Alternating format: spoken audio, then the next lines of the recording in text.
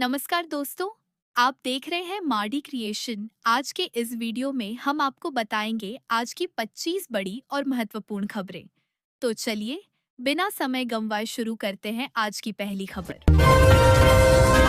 विश्व टीबी दिवस पर 76 डॉक्टरों को नियुक्ति पत्र देने के साथ ही मंत्री इरफान अंसारी ने की घोषणा, जल्द 1250 और पदों पर होगी बहाली।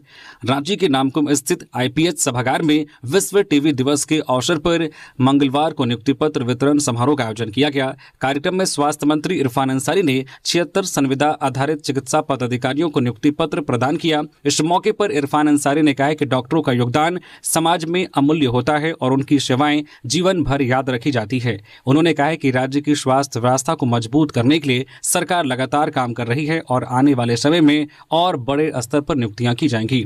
उन्होंने बताया कि डॉक्टरों की कमी को दूर करने के लिए जल्द ही जेपीएससी के माध्यम से 1250 पदों पर नियुक्ति की जाएगी। साथ ही पिछले एक वर्ष में 8 नए मेडिकल कॉलेज स्थापित करने की दिशा में भी काम किया गया है। मंत्री ने कहा कि राज्य के अस्पतालों में सीटी स्कैन और एमआरआई जैसी सुविधाएं तेजी से उपलब्ध कराई जा रही है, जिससे मरीजों को बाहर रेफर करने की जरूरत कम होगी। झारखंड में पहली बार मेडिकल यूनिवर्सिटी की स्थापना भी की गई है, जिससे राज्य के छात्र यहीं पढ़ाई कर सके।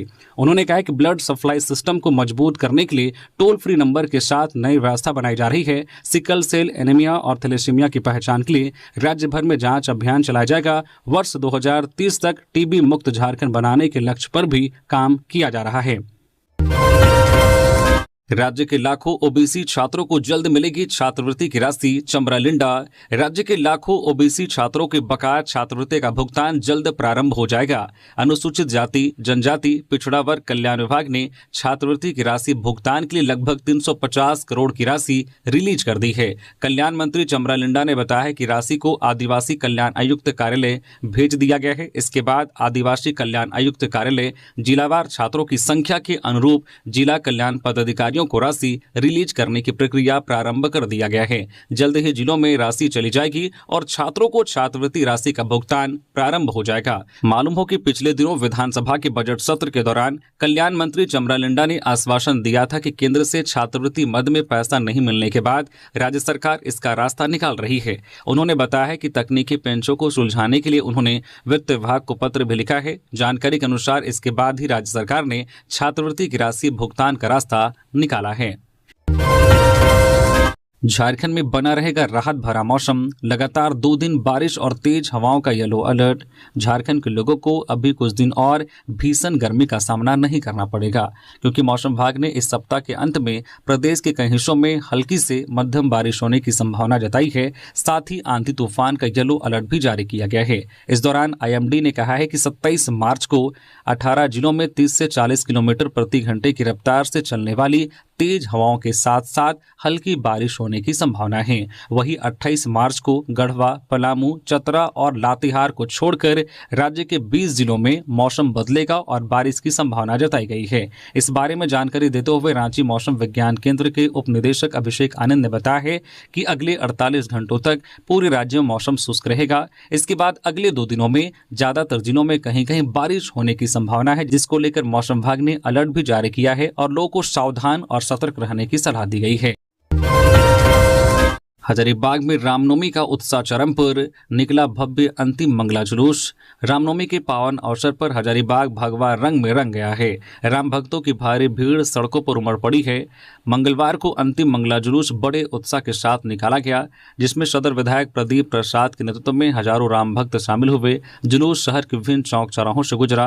पूर्व सांसद जयंत सिन्हा भी मंगला जुलूस में शामिल होने पहुंचे। उन्होंने समस्त शहरवासियों को रामनवमी की शुभकामनाएं दी। इस दौरान हजारीबाग में जुलूस में उज्जैन से आए 40 कलाकारों ने एक से बढ़कर एक कर्तव्य दिखाए। उन्होंने सड़क पर शिव तांडव, राधा कृष्ण की रामलीला समेत कई प्रस्तुतियां दी। श्रद्धालुओं ने इन कर्तव्यों को मोबाइल में कैद किया। सदर विधायक प्रदीप प्रसाद ने बताया कि रामनवमी की भव्यता धीरे धीरे और बढ़ रही है।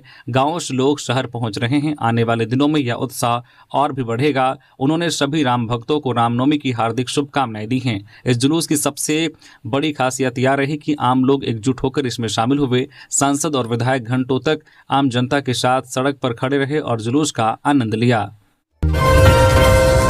राज्य में रामनवमी की छुट्टी अब 26 की जगह 27 मार्च को होगी। रामनवमी के अवसर पर राज्य सरकार ने छुट्टी की तिथि में बदलाव का फैसला किया है। 25 मार्च तक कार्मिक एवं प्रशासनिक सुधार विभाग द्वारा छुट्टी में बदलाव संबंधित अधिसूचना जारी कर दी जाएगी। इस बदलाव के तहत रामनवमी की छुट्टी अब 26 मार्च की जगह 27 मार्च को होगी। यहाँ मालूम हो कि राज्य सरकार द्वारा स्वीकृत सूची में रामनवमी के अवसर पर 26 मार्च को NIA एक्ट के तहत छुट्टी घोषित है, लेकिन इस बार रामनवमी 27 मार्च को पड़ रही है। साथ ही उसी दिन रांची सहित राज्य के अन्य शहरों और क्षेत्रों में उसी दिन 27 मार्च को शोभा यात्रा निकाली जाएगी। इसलिए राज्य सरकार के लिए छुट्टी की तिथि में बदलाव आवश्यक हो गया है। हालांकि सरकार में बैठे कुछ लोग चाहते हैं कि 26 की भी छुट्टी बरकरार रहे, लेकिन ऐसा होने की संभावना नहीं है। केवल 26 मार्च की छुट्टी 27 मार्च को शिफ्ट करेगी। गिरिडीह में रामनवमी पर सुरक्षा चाक चौबंद, ड्रोन से निगरानी। SDPO के नेतृत्व में पुलिस ने किया जुलूस मार्गों का निरीक्षण, हाई अलर्ट। रामनवमी को लेकर गिरिडीह जिले में सुरक्षा व्यवस्था चाक चौबंद कर दी गई है। किसी भी अप्रिय घटना को रोकने के लिए पुलिस प्रशासन पूरी तरह से अलर्ट मोड पर है। शहर के प्रमुख जुलूस मार्गों, अखाड़ों और झांकी निकालने वाले रास्तों पर ड्रोन कैमरों से लगातार निगरानी की जा रही है। संवेदनशील और भीड़भाड़ वाले इलाकों में अतिरिक्त पुलिस बल तैनात किया गया है। मंगलवार को सदर SDPO जितवाहन उरांव के नेतृत्व में पुलिस टीम ने नगर थाना, पचम्बा थाना और मुफस्सिल थाना क्षेत्रों के विभिन्न जुलूस मार्गों का निरीक्षण किया गया। इस दौरान ड्रोन कैमरों की मदद से प्रमुख चौक चौराहों, गलियों और निर्धारित मार्गों का बारीकी से जायजा लिया गया। मौके पर मुफस्सिल इंस्पेक्टर सह थाना प्रभारी श्याम कुमार महातो समेत बड़ी संख्या में पुलिस बल उपस्थित था। हजारीबाग बरकट्ठा में तुइयों में मंगला जुलूस रोका गया। निर्धारित मार्ग का उल्लंघन करने पर प्रशासन ने भीड़ को खदेड़ा, पुलिस बल तैनात। हजारीबाग जिले के बरकट्ठा प्रखंड के तुइयो गांव में मंगलवार को मंगला जुलूस को रोक दिया गया। यह कार्रवाई जिला प्रशासन द्वारा निर्धारित मार्ग का उल्लंघन करने के कारण की गई। जुलूस जमुआ की ओर बढ़ रहा था, जबकि इस मार्ग से जुलूस निकालने की अनुमति नहीं थी। स्थिति को नियंत्रित करने के लिए मौके पर मौजूद पुलिस बल ने तत्काल हस्तक्षेप किया। पुलिस ने जुलूस को रोककर भीड़ को खदेड़ दिया। किसी भी अप्रिय घटना से बचने के लिए क्षेत्र में अतिरिक्त सुरक्षा बलों की तैनाती की गई है। पुलिस पदाधिकारी स्वयं घटनास्थल पर पहुंचे और लोगों को समझाते हुए प्रशासन द्वारा तय किए गए मार्ग का पालन करने की अपील की। बरही के CDO जोहान टुडू ने भी लोगों से कानून का पालन करने और किसी भी प्रकार के नियम उल्लंघन से बचने का आग्रह किया। उन्होंने कहा कि शांति और व्यवस्था बनाए रखना सभी की जिम्मेदारी है। इधर हजारीबाग शहर में अंतिम मंगला जुलूस पूरे जो उत्साह और धार्मिक आस्था के साथ निकाला गया। शहर के साथ साथ ग्रामीण इलाकों में भी व्यापक सुरक्षा व्यवस्था की गई है। चतरा में होमगार्ड बहाली की तारीख घोषित। 1 अप्रैल से शुरू होगी शारीरिक जांच व लिखित परीक्षा। झारखंड गृह रक्षा वाहिनी चतरा की ओर से होमगार्ड बहाली को लेकर महत्वपूर्ण सूचना जारी की गई है। विज्ञापन संख्या 1/2025 के तहत ग्रामीण एवं शहरी गृह रक्षकों के चयन के लिए शारीरिक जांच और लिखित परीक्षा की तिथियां घोषित कर दी गई है। जारी सूचना के अनुसार पहले यह परीक्षा 28 मार्च से 18 अप्रैल तक निर्धारित थी, लेकिन अब इसमें संशोधन करते हुए नई तिथियां जारी की गई है। संशोधित कार्यक्रम के तहत परीक्षा 1 अप्रैल से 23 अप्रैल 2026 तक आयोजित की जाएगी। परीक्षा का आयोजन प्रखंडवार किया जाएगा, जिसमें अभ्यर्थियों को उनके रोल नंबर के अनुसार अलग अलग तिथियों पर बुलाया गया है। सभी अभ्यर्थियों को निर्धारित तिथि पर सुबह 6 बजे रिपोर्टिंग करनी होगी। परीक्षा स्थल के रूप में जवाहरलाल नेहरू स्टेडियम चतरा को निर्धारित किया गया है। झारखंड में 5 बेटियों ने निभाया बेटे का फर्ज, मां को कंधा देकर समाज को दिया सशक्त संदेश। गुमला शहर के DSP रोड निवासी कौशल्या देवी 76 वर्षीय पति स्वर्गीय कमाशुक ओहदार का सोमवार 23 मार्च को निधन हो गया। उनके निधन से परिवार और आसपास के लोगों में शोक की लहर दौड़ गई। कौशल्या देवी को कोई पुत्र नहीं था, उनकी 5 बेटियां ही उनका सहारा थी। समाज में अक्सर यह धारणा देखने को मिलती है कि अंतिम संस्कार जैसे महत्वपूर्ण कर्तव्यों का निर्वहन केवल पुत्र ही करता है, लेकिन इस परिवार की बेटियों ने इस सोच को बदलते हुए समाज के सामने एक प्रेरणादायक उदाहरण प्रस्तुत किया। मंगलवार को जब अंतिम यात्रा निकली तो उनकी 5 बेटियां नीलिमा ओहदार, विद्या ओहदार, ज्योति ओहदार, अर्चना ओहदार और अल्पना ओहदार ने अपनी मां की अर्थी को कंधा दिया। बड़ी बेटी नीलिमा ओहदार ने पूरे विधि विधान के साथ मुख अग्नि देकर अंतिम संस्कार की रस्म पूरा की। यह दृश्य वहां मौजूद लोगों के लिए भावुक करने वाला था। गौरतलब है कि इससे पहले भी इन 5 बेटियों ने अपने पिता स्वर्गीय कमाशुक ओहदार के निधन पर भी अर्थी को कंधा दिया था और अंतिम संस्कार की जिम्मेदारी निभाई थी। बेटियों का यह साहसिक कदम समाज को एक मजबूत संदेश देता है कि बेटियां किसी भी मायने में बेटों से कम नहीं हैं। रांची में एक बार फिर मांगी गई प्रिंस खान के नाम पर रंगदारी, हत्या की भी दी गई धमकी। कुख्यात अपराधी प्रिंस खान के गुर्गों के खिलाफ पुलिस की कार्रवाई लगातार जारी है। इन सब के बीच एक बार फिर रांची के कांके इलाके में एक कारोबारी से प्रिंस खान के नाम पर रंगदारी मांगी गई है। रंगदारी नहीं देने पर जान से मारने की धमकी भी दी गई है। रांची के कांके थाना क्षेत्र के रहने वाले मनोज कुमार के बेटे से प्रिंस खान के नाम पर 20 लाख रुपए की रंगदारी मांगी गई है। इस मामले को लेकर मनोज कुमार ने रांची के कांके थाना में FIR दर्ज कराई है। अपराधी प्रिंस खान से मिली धमकी के बाद मनोज कुमार का पूरा परिवार दहशत में है। चैत्र नवरात्र पर फूलों से सजा रामगढ़ के रजरप्पा का मां छिन्नमस्तिका मंदिर। छिन्नमस्तिका मंदिर न्याय समिति द्वारा इस बार मां के दरबार को आकर्षक तरीके से सजाया गया है। दर्जनों कारीगरों ने एक सप्ताह तक दिन रात मेहनत कर मंदिर को खूबसूरत ढंग से सजाया है। नवरात्र को लेकर सिद्धपीठ रजरप्पा स्थित मां छिन्नमस्तिका मंदिर को फूलों से इतना खूबसूरत तरीके से सजाया गया है कि इसकी खूबसूरती बढ़ गई है। लोग मंदिर की खूबसूरती देख निहाल हो रहे हैं। मंदिर आने वाले श्रद्धालु अपने कैमरे में इस खूबसूरत दृश्य को कैद करते हुए देखे जा रहे हैं। दरअसल विभिन्न प्रकार के फूलों से मंदिर की भव्य सजावट के बाद मंदिर दुल्हन की तरह सजा हुआ है और रात में दुधिया रोशनी से मंदिर जगमगा रहा है। इसके कारण अब मंदिर में श्रद्धालुओं का धीरे धीरे आना और सेल्फी लेना शुरू हो गया है। कोलकाता से आए 2 दर्जन से अधिक कारीगरों ने एक सप्ताह के अंदर ही लगातार दिन रात मेहनत कर मंदिर को खूबसूरत ढंग से सजाया है। मंदिर की सजावट होने के बाद यहाँ भक्तों का आने का सिलसिला हर दिन बढ़ता ही जा रहा है। मुख्यमंत्री हेमंत सोरेन दिल्ली से लौटे, रामनवमी के बाद जाएंगे असम। 3 दिवसीय दिल्ली दौरे से मुख्यमंत्री हेमंत सोरेन और पत्नी कल्पना सोरेन मंगलवार की शाम लगभग 4 बजे रांची लौट आए। पहले सोमवार को दिल्ली से मुख्यमंत्री के असम जाने की योजना थी, लेकिन अब मुख्यमंत्री रामनवमी के बाद असम जाएंगे। इसमें कई कार्यक्रमों के अलावा मुख्यमंत्री अपने दिल्ली प्रवास के दौरान असम विधानसभा चुनाव को लेकर कांग्रेस के वरीय नेताओं से भी अनौपचारिक बातचीत की। हालांकि बातचीत का कोई सार्थक हल नहीं निकला और झामुमो असम विधानसभा चुनाव में इंडिया गठबंधन से अलग होकर लड़ने का फैसला किया है। झारखंड में आस्था का महापर्व चैती छठ की धूम। अस्ताचलगामी भगवान सूर्य को दिया गया अर्घ्य। चैती छठ के 4 दिवसीय अनुष्ठान के तीसरे दिन चैत्र शुक्ल षष्ठी मंगलवार को अस्ताचलगामी भगवान भास्कर की पूजा की गई। छठ व्रतियों ने डूबते सूरज को अर्घ्य देकर मनोकामना पूरी करने के लिए प्रार्थना की। महिला पुरुष ने स्नान कर पीला व लाल वस्त्र धारण कर पूरी पवित्रता के साथ हाथों में बांस के सूप में ठेकुआ, ईख, नारियल, केला रखकर डूबते हुए सूर्य को नदी घाटों पर अर्घ्य दिया। हालांकि चैती छठ करने वालों की संख्या बेहद कम होती है। राज्य के विभिन्न जलाशयों में छोटे छोटे समूह में हिंदू धर्मावलंबी अर्घ्य देने के लिए पहुंचे। इस दौरान हर और छठी मैया की गीत सुनाई दे रही थी।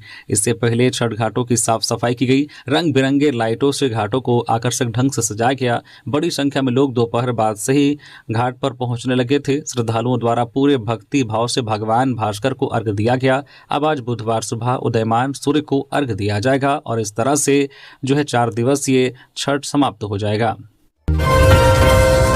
500 करोड़ की सोलर परियोजना तैयार। गेतलसूद से रोशन होंगे 1 लाख घर।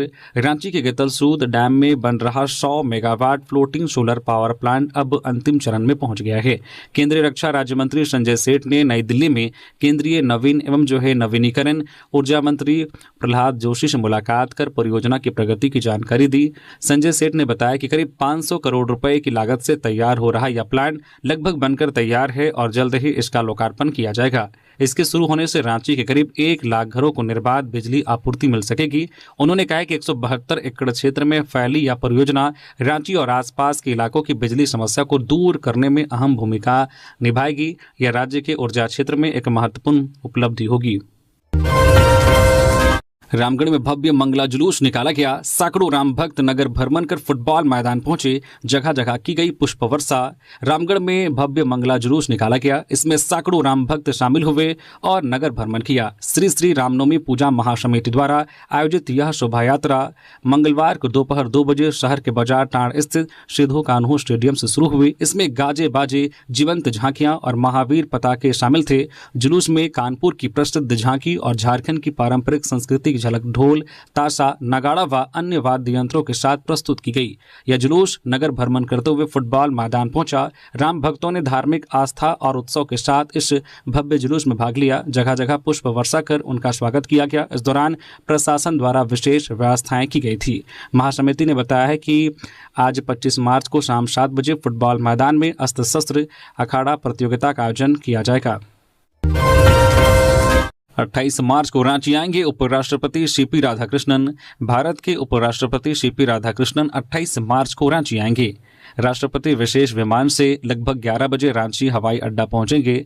वहां से वह खुंटी जाएंगे। भगवान बिरसा मुंडा के गांव उलीहातों में उनकी प्रतिमा पर माल्यार्पण करेंगे। उनके वंशजों से मिलेंगे। वहां से लौटकर उपराष्ट्रपति राजभवन जाएंगे। वहां दिन का लंच करेंगे। कुछ देर विश्राम करने के बाद वह IIM पुंदाग जाएंगे, जहां दीक्षांत समारोह में बतौर मुख्य अतिथि शामिल होंगे। देर शाम उपराष्ट्रपति दिल्ली लौट जाएंगे। राष्ट्रपति भवन से उपराष्ट्रपति के रांची आने की आधिकारिक सूचना दे दी गई है। इसके बाद राज्य सरकार ने खुंटी और रांची जिला प्रशासन को उपराष्ट्रपति के आगमन को लेकर आवश्यक तैयारी पूरी करने का निर्देश दिया है। गिरिडीह में आने वाली थी बेटियों की बारात, एक दिन पहले ही जलकर खाक हुआ आसियाना। गिरिडीह में बुधवार को 2 बेटियों की शादी को ले बारातियों की सेवा सत्कार की तैयारियों के बीच मंगलवार को आगलगी की घटना ने सारी खुशियों पर पानी फेर दिया। घटना प्रखंड के बांसडीह की है, जहां मंगलवार को एक घर में आग लगी से नकदी समेत शादी और डेकोरेशन के सामानों समेत 10 लाख की संपत्ति खाक हो गई। जानकारी के अनुसार गांडे प्रखंड के बांसडीह निवासी गुल मोहम्मद के घर 2 बेटियों रबाना और सकुफ्ता की शादी तय हुई है। बुधवार रात को बारात आने की तैयारियों के बीच घर में चहल पहल थी। रिश्तेदारों का आना शुरू हो गया था। शादी को लेकर डेकोरेशन के सामान पहुंचे हुए थे और पंडाल भी तैयार हो रहा था। इसी बीच मंगलवार की दोपहर को अचानक हफड़ैल घर से धुआं उठने लगा। थोड़ी ही देर में घर से आग की लपटें उठने लगी। हो हल्ला पर ग्रामीण जुटे और मोटर पानी से आग बुझाने का प्रयास किया, लेकिन तब तक घर में बेटियों की शादी में उपहार स्वरूप देने के लिए रखे सामान जैसे cooler, fridge, sofa set, washing machine, दीवान, ड्रेसिंग टेबल, LCD समेत डेकोरेशन से जुड़े कुर्सी, टेबल, कूलर, झालर, लाइट समेत नकदी 80,000 रुपए जलकर राख हो गए। रामनवमी पर धनबाद पुलिस अलर्ट, ड्रोन से होगी निगरानी। SSP रामनवमी को लेकर धनबाद जिला पुलिस प्रशासन अलर्ट मोड में है। पर्व को शांतिपूर्ण व सौहार्दपूर्ण माहौल में संपन्न कराने के लिए SSP प्रभात कुमार ने विस्तृत गाइडलाइन जारी की है। उन्होंने जीरो टॉलरेंस नीति पर काम करने पर जोर दिया है। SSP ने साफ कहा है कि सभी अखाड़ा व जुलूस निर्धारित मार्ग से ही गुजरेंगे। रूट में किसी भी प्रकार का बदलाव नहीं होगा। प्रत्येक जुलूस में अधिकतम 100 लोगों की ही अनुमति रहेगी, ताकि भीड़ नियंत्रण और सुरक्षा व्यवस्था प्रभावी बनी रहे। सभी अखाड़ा समितियों को 20-20 वॉलंटियर्स की सूची उनके नाम, मोबाइल नंबर व फोटो युक्त पहचान पत्र के साथ संबंधित थानों में जमा करना अनिवार्य किया गया है। जुलूस में शामिल हर व्यक्ति के लिए पहचान पत्र जरूरी होगा। इस बार जुलूस की वीडियोग्राफी व फोटोग्राफी अनिवार्य कर दी गई है। सौहार्द की मिसाल, देवघर में मुस्लिम परिवार तैयार करते हैं रामनवमी के झंडे। बाबा नगरी देवघर में भाईचारे और सांप्रदायिक सौहार्द की मिसाल वर्षों से कायम है। यहाँ हर साल रामनवमी पर महावीरी झंडे मुस्लिम समुदाय के लोग बड़ी श्रद्धा के साथ तैयार करते हैं। मुस्लिम परिवार ध्वजा बनाने का काम पीढ़ियों से करते आ रहे हैं। ध्वजा तैयार करने वाले मुस्लिम परिवारों की माने तो इससे उन्हें एक दूसरे की खुशियों में शामिल होने का मौका तो मिलता ही है, साथ ही पीढ़ियों पुरानी भाईचारगी भी कायम रहती है। रामनवमी पर इनके बनाए महावीरी झंडों से पूरा शहर पट गया है। लोग अपनी जरूरत के हिसाब से झंडों की खरीदारी कर रहे हैं। सफेद पोस्ट गैंगस्टर लिंक मामले की SIT से जांच हो, जयराम महतो। गैंगस्टर प्रिंस खान से दुर्भाषा पर कथित संपर्क मामले में धनबाद सांसद ढुलू महतो पर उठे सवालों को लेकर डुमरी विधायक जयराम महतो ने कड़ी प्रतिक्रिया दी है। उन्होंने कहा है कि इस मामले को झारखंड विधानसभा में भी नेता प्रतिपक्ष उठा चुके हैं। यह मुद्दा लगातार सदन में आता रहा है। जयराम महतो ने कहा कि यदि आरोप सही है तो राज्य सरकार को विशेष जांच टीम SIT का गठन कर पूरे मामले की गहन जांच करानी चाहिए। उन्होंने जोर देकर कहा कि अगर किसी भी सफेद पोस्ट के आपराधिक तत्वों से संपर्क की बात आती है तो यह बेहद गंभीर विषय है। इसकी निष्पक्ष जांच आवश्यक है। उन्होंने कहा कि जनप्रतिनिधियों का जीवन पारदर्शी और जनता के हित में होना चाहिए। बेहतर समाज के निर्माण के लिए सफेद पोस्ट लोगों को अपनी जिम्मेदारियों का ईमानदारी से निर्वहन करना चाहिए। लोकतांत्रिक व्यवस्था में जनप्रतिनिधियों का कर्तव्य सर्वोपरि है और इस तरह की खबरें उस कर्तव्य के विपरीत है। मामले की निष्पक्ष जांच होनी चाहिए। वही रामनवमी पर DJ बजाने के मुद्दे पर उन्होंने कहा कि जनता की भावनाओं का सम्मान किया जाना चाहिए। रांची के नामकुम में महिला से दिन दहाड़े चेन छिनतई। राजधानी के नामकुम थाना इलाके में मंगलवार को महिला से दिन दहाड़े चेन छिनतई कर ली गई। यह मामला नामकुम थाना क्षेत्र के खिजरी तालाब के समीप की है। अपराधी महिला की चेन छीनकर फरार हो गए। मामले की जानकारी मिलने के बाद पुलिस घटनास्थल पर पहुंची और आसपास लगे सीसीटीवी फुटेज को खंगाला जा रहा है। इस मामले को लेकर पुलिस ने बताया है कि फिलहाल जानकारी मिली है और जांच की जा रही है।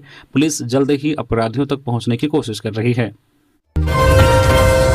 देवघर पुलिस की बड़ी पहल, मोबाइल से घर बैठे पुलिस में कराएं शिकायत, तुरंत मिलेगी मदद। देवघर पुलिस ने लोगों की सुरक्षा व सुविधा को ध्यान में रखते हुए डिजिटल पहल करते हुए संवाद व्हाट्सएप चैटबॉट सेवा की शुरुआत की है। इस सेवा का शुभारंभ जो है एसपी सौरभ ने किया। नई व्यवस्था के तहत अब लोगों को छोटी बड़ी पुलिस सेवाओं के लिए थाना जाने की जरूरत कम होगी। कई काम घर बैठे ही पूरे हो सकेंगे। अब घर बैठे पुलिस के संवाद चैट बॉट नंबर 9296913006 से व्हाट्सएप के जरिए अपनी शिकायत दर्ज करा सकते हैं। पुलिस तुरंत कार्रवाई करेगी। बढ़ती तकनीकी जरूरतों के बीच यह सेवा आम लोगों को सीधे पुलिस से जोड़ने का आसान माध्यम बनेगी। इससे समय की बचत होगी और शिकायतों पर त्वरित कार्रवाई भी संभव हो सकेगी। धनबाद में वाहन जांच अभियान में 623 वाहनों की हुई जांच, 200 पर कार्रवाई। धनबाद जिले में यातायात व्यवस्था को दुरुस्त करने और सड़क सुरक्षा को सुदृढ़ बनाने के उद्देश्य से मंगलवार को बड़े पैमाने पर विशेष वाहन जांच अभियान चलाया गया। यह अभियान एसएसपी प्रभात कुमार के निर्देश पर ट्रैफिक डीएसपी अरविंद कुमार सिंह के नेतृत्व में शहर के प्रमुख चौक चौराहों और व्यस्त सड़कों पर एक साथ संचालित किया गया। अभियान के दौरान पुलिस की टीम पूरी तरह सक्रिय और मुस्तैद नजर आई। कुल 623 वाहनों की सघन जांच की गई, जिसमें यातायात नियमों का उल्लंघन करने वाले 200 वाहन चालकों के खिलाफ मौके पर ही चालान काटा गया। इस दौरान हर वाहन को रोककर बारीकी से जांच की गई, जिससे नियम तोड़ने वालों में हड़कंप मच गया। जांच अभियान में सबसे ज्यादा कार्रवाई फैंसी और अवैध नंबर प्लेट वाले वाहनों पर की गई। रांची में एलपीजी संकट पर सख्ती, कालाबाजारी पर कार्रवाई, एजेंसियों पर सुरक्षा बल होंगे तैनात। रांची जिले में एलपीजी की आपूर्ति में आ रही दिक्कतों को लेकर प्रशासन ने सख्त रुख अपनाया है। उपायुक्त मंजूनाथ भजंत्री की अध्यक्षता में उच्च स्तरीय बैठक हुई, जिसमें गैस की सुचारू आपूर्ति सुनिश्चित करने, मांग आपूर्ति के अंतर को कम करने और कालाबाजारी पर कड़ी कार्रवाई के निर्देश दिए गए। बैठक में अधिकारियों ने बताया कि कई क्षेत्रों से अनियमित सप्लाई, डिलीवरी में देरी, बुकिंग सिस्टम में तकनीकी गड़बड़ी और स्टॉक की कमी की शिकायतें मिल रही हैं। इस पर उपायुक्त ने निर्देश दिया है कि सप्लाई सिस्टम को पारदर्शी और सुगम बनाया जाए। डिस्ट्रीब्यूशन को अतिरिक्त सिलेंडर उपलब्ध कराने और तय समय पर डिलीवरी सुनिश्चित करने को कहा गया। प्रशासन ने निगरानी के लिए विशेष टीम गठित करने का भी निर्णय लिया है, जो पूरे जिले में गैस आपूर्ति की लगातार समीक्षा करेगी। रामनवमी को लेकर प्रशासन अलर्ट, पलामू डीसी एसपी ने बैठक व फ्लैग मार्च किया। पलामू में रामनवमी को शांतिपूर्ण और सौहार्दपूर्ण माहौल में संपन्न कराने को लेकर जिला प्रशासन पूरी तरह से अलर्ट मोड में है। मंगलवार को डीसी समीरा एस और एसपी रेशमा रमेशन ने पड़वा प्रखंड के मंझगांव और पाटन क्षेत्र के कई संवेदनशील इलाकों में फ्लैग मार्च कर सुरक्षा व्यवस्था का जायजा लिया। इस दौरान दोनों अधिकारियों ने मंझगांव और पाटन के पल्हे कला गांव पहुंचकर विभिन्न समुदायों के स्थानीय लोगों और जनप्रतिनिधियों के साथ बैठक की। उन्होंने सभी से आपसी भाईचारे और शांति के साथ रामनवमी मनाने की अपील की। साथ ही कहा कि किसी भी तरह की अफवाह पर ध्यान न दें और किसी प्रकार की समस्या होने पर तुरंत प्रशासन को सूचना दें।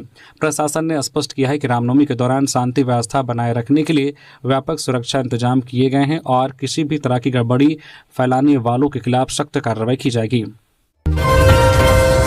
नीदरलैंड से एलएसडी मंगाने वाले 2 छात्र रिमांड पर, पोस्ट ऑफिस से नई खेप बरामद।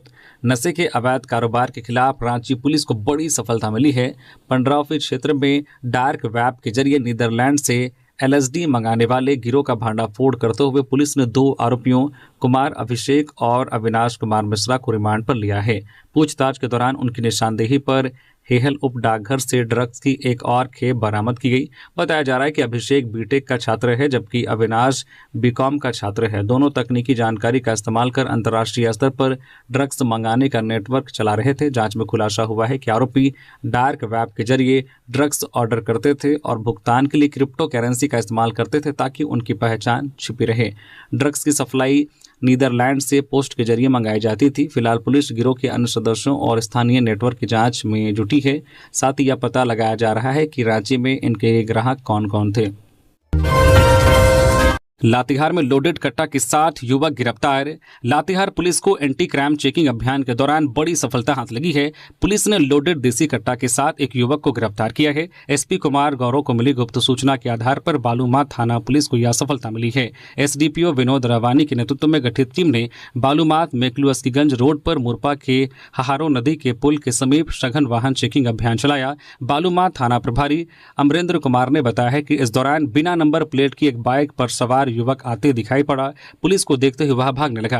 टीम ने उसका पीछा किया और खदेड़कर पकड़ लिया। पूछताछ करने पर उसने अपना नाम सुदामा कुमार यादव, पता केरी मुरपा बताया है। तलाशी लेने पर उसके पास से एक लोडेड देशी कट्टा बरामद किया गया। पुलिस ने उसे गिरफ्तार करते हुए हथियार व बाइक जब्त कर ली है। रामगढ़ में सांसद लाठी वितरण अभियान 2026 के तहत युवाओं को अखाड़ा परंपरा से जोड़ा गया।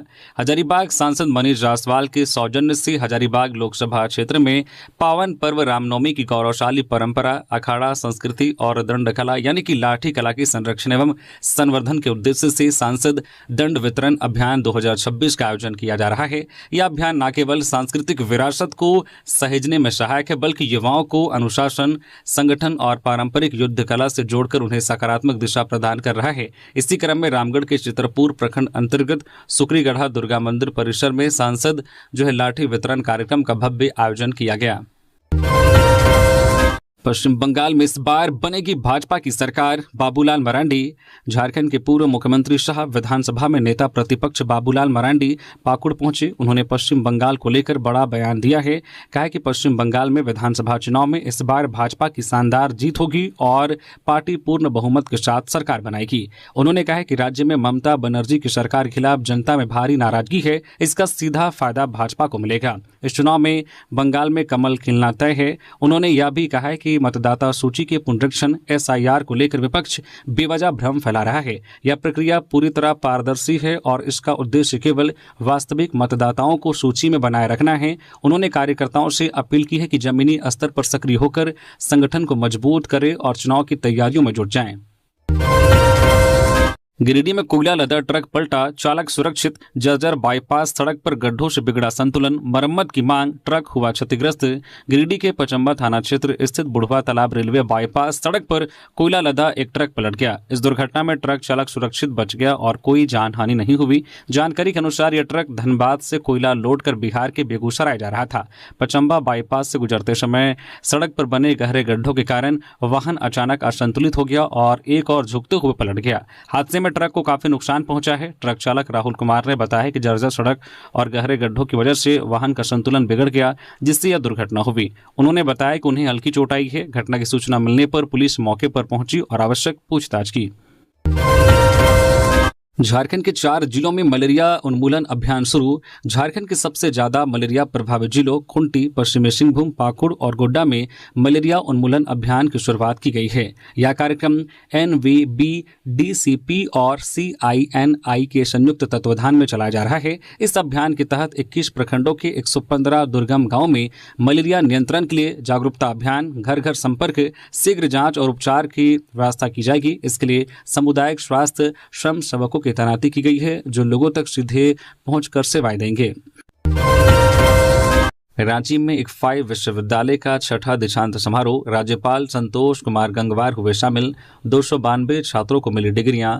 ICFAI विश्वविद्यालय झारखंड का 6ठा दीक्षांत समारोह मंगलवार को रांची स्थित शौर्य सभागार में आयोजित किया गया। कार्यक्रम में झारखंड के राज्यपाल एवं विश्वविद्यालय के विजिटर संतोष कुमार गंगवार मुख्य अतिथि के रूप में शामिल हुए और समारोह की अध्यक्षता की। इस अवसर पर शैक्षणिक सत्र 2025 के स्नातक छात्रों को कुल 292 डिग्रियां प्रदान की गई, जिनमें 8 PhD उपाधियां, 10 स्वर्ण पदक और 10 रजत पदक शामिल हैं। ये पदक विभिन्न पाठ्यक्रमों में प्रथम और द्वितीय स्थान प्राप्त करने वाले छात्रों को दिए गए। चंपई सोरेन ने किया धर्म परिवर्तन पर सुप्रीम कोर्ट के फैसले का स्वागत। पूर्व मुख्यमंत्री चंपई सोरेन ने कहा है कि मंगलवार को सुप्रीम कोर्ट ने एक ऐतिहासिक निर्णय में यह तय कर दिया है कि धर्म परिवर्तन के बाद आप अपनी मूल पहचान को मिले SC/ST एक्ट समेत तमाम अधिकार खो देते हैं।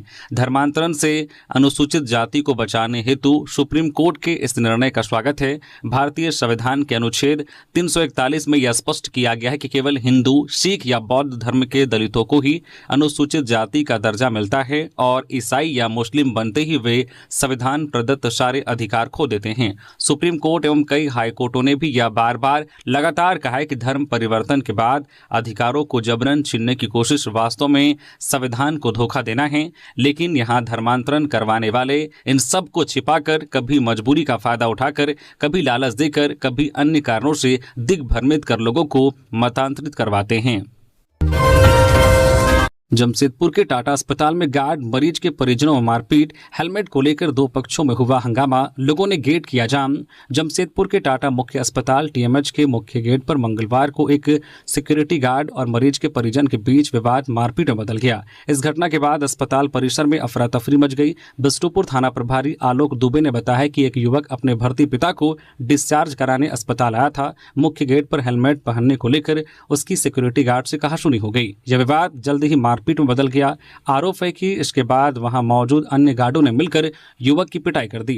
घटना के बाद मौके पर मौजूद लोगों में आक्रोश फैल गया। उन्होंने सिक्योरिटी गार्ड के खिलाफ नारेबाजी करते हुए अस्पताल के मुख्य गेट को जाम कर दिया। इस कारण कुछ देर के लिए आवागमन बाधित रहा। सूचना मिलने पर पुलिस मौके पर पहुंची और स्थिति को नियंत्रित किया। पुलिस ने लोगों को समझा बुझाकर जाम हटवाया और माहौल शांत कराया। रामगढ़ पुलिस का अवैध कोयला खनन पर बड़ा एक्शन। केदला क्षेत्र में कोयला खदानों के मुहानों को डायनामाइट से उड़ाया। रामगढ़ जिले के घाटों क्षेत्र में अवैध कोयला तस्करी के खिलाफ पुलिस ने बड़ी कार्रवाई की है। रामगढ़ एसपी अजय कुमार के नेतृत्व में पुलिस ने अवैध खनन के मुहानों को ध्वस्त कर दिया। यह कार्रवाई केदला 6 नंबर क्षेत्र में की गई, जहां बड़े पैमाने पर कोयला तस्करी की सूचना मिली थी। पुलिस ने पूरी तस्करी क्षेत्र को ब्लास्ट कर बंद कर दिया, जिससे अवैध गतिविधियों पर रोक लगाने में मदद मिली है। आरपीएफ ने आसनसोल रेलवे स्टेशन से बरामद किए 600 नन्हे तोते। वन विभाग ने सुरक्षित चिड़ियाघर में किया स्थानांतरित। सोमवार देर रात लगभग 11 बजे आसनसोल रेलवे स्टेशन के प्लेटफॉर्म नंबर 5 पर खड़ी एक ट्रेन के डिब्बे से आरपीएफ ने लगभग 600 तोते के बच्चों को बरामद किया। सभी पक्षी बेहद छोटे थे और उनकी उम्र करीब 15 से 20 दिन बताई जा रही है।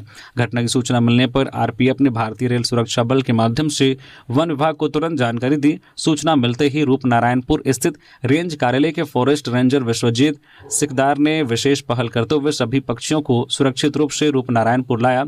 रात करीब 2 बजे इन नन्हे तोतों को लाने के बाद वन कर्मियों के सामने उनकी देखभाल एक बड़ी चुनौती बन गई। इतने छोटे बच्चों को खिलाना, पानी देना और सुरक्षित रखना कठिन कार्य था। इसके बावजूद वन विभाग की टीम पूरी रात जागकर उनकी देखभाल में लगी रही और सुबह होते ही उन्हें सुरक्षित रूप से चिड़ियाघर पहुंचाने की प्रक्रिया शुरू की गई। गढ़वा में रामनवमी से पहले निकाली गई भव्य मंगला शोभा यात्रा, महिलाओं ने बढ़ चढ़ कर लिया हिस्सा। रामनवमी के पावन अवसर से पूर्व मंगलवार को झारखंड के गढ़वा जिले में भक्ति और उत्साह का अद्भुत संगम देखने को मिला। पूरे शहर में भगवा रंग की छटा बिखरी जब विभिन्न अखाड़ा समितियों द्वारा भव्य मंगला शोभा यात्रा निकाली गई। इस दौरान राम भक्तों का उत्साह चरम पर रहा। कहीं नरसिंह अवतार तो कहीं कांतारा अवतार की झलक प्रस्तुत कर श्रद्धालुओं ने माहौल को भक्तिमय बना दिया। वहीं जुलूस में महिला आकर्षण का केंद्र रही, जो रानी लक्ष्मीबाई की गेटअप कर जय श्री राम के नारे के साथ थिरक रही थी। मंगला जुलूस की शोभा यात्रा की शुरुआत शहर के काली मंदिर से हुई, जो विभिन्न मार्गों से गुजरते हुए रंका मोड़ तक पहुंची। यहां अलग अलग अखाड़ा समितियों द्वारा आकर्षक और मनमोहक कार्यक्रम प्रस्तुत किए गए। श्री महावीर मंडल गढ़वा के तत्वाधान में दक्षिण भारत से आए कलाकारों ने कांतारा फिल्म का अद्भुत प्रदर्शन कर लोगों का दिल जीत लिया। इस बार की शोभा यात्रा में नारी शक्ति विशेष आकर्षण का केंद्र रही।